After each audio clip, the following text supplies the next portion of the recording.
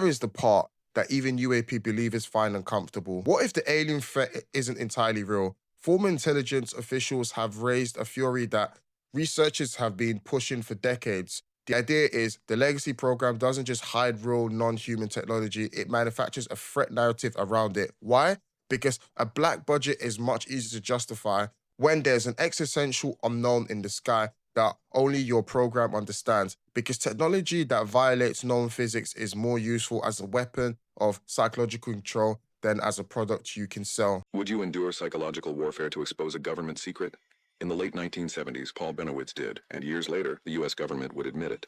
Living near Kirtland Air Force Base, Benowitz began intercepting unusual signals, aerial activity, and patterns that didn't match known aircraft. Findings he could only interpret as non-human, but when he shared his reports to the Air Force, the response was unusually sinister. Officials started providing briefings, documents, explanations that seemed to support his theory, but what Benowitz didn't know was that some of the information was accurate and some was deliberately false. Years later, the Air Force would acknowledge this wasn't confusion.